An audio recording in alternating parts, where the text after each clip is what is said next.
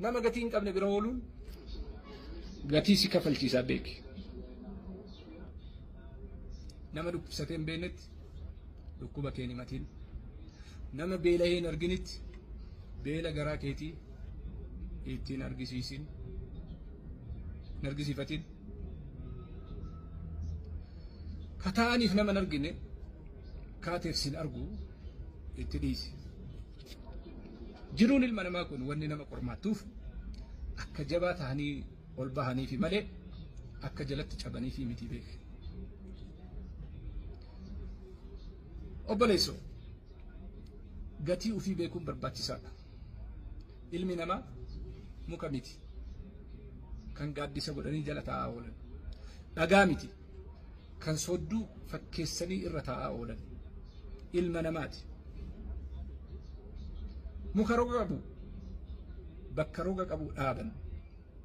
Utubaa muka bareedaa, muka gaarii, muka humna qabu, ka xiinxanaan hin nyaanne manaan gad dhaabu.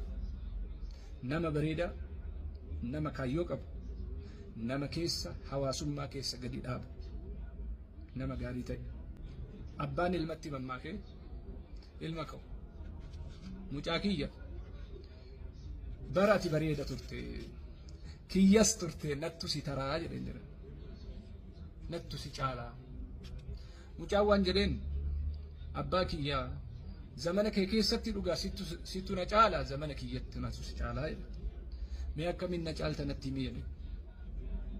Ati abbaa kiyya ati bar biyya kana keessatti gaaraa jedhe. Ani immoo muka gaara gubbatti bahee kanaafin si caalaa. Caalmaa kee eeggadhu. Bakka dhaabbattu laalladhu. Daawwadhu.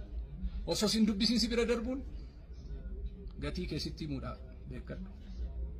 Osoo sitti hin seeqatiin si bira taruun hanga kee sitti agarsiisuudhaa beeki.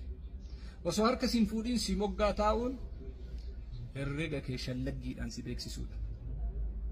Kan nyaaraan galuu fi dide aggaaraan itti himan jechuun isa sadde. Umrii kee 20 qoosaan fixuu, 30 komiin qisaasuu, 40 hamiin balleessuu, 50 hidhii ciniinaa ooluun uf cunqursuu, 60 seennaan waan qaban goolabanii galaa tokko malee qabrii seenuuf qophaa'uun rog maleedha. Aad maleedha. Sababa tokko malee fiigi yoo siin jedhan hin fiigin. Ciisi yoo siin jedhan hin ciisin. Fiiguu kee dura maaliif fiigaa? Gaafii jedhu gaafadhu. Hangam fiigaa jedhii uf gaafadhu. Garam fiiga jedhii immoo ufitti himi.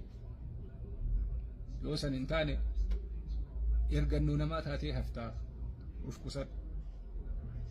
Sarara diimaa kaa'adhu. Yoo ati didde kan sarara diimaa sii kaa'utu sitti dhufa. Of dhaqqabe.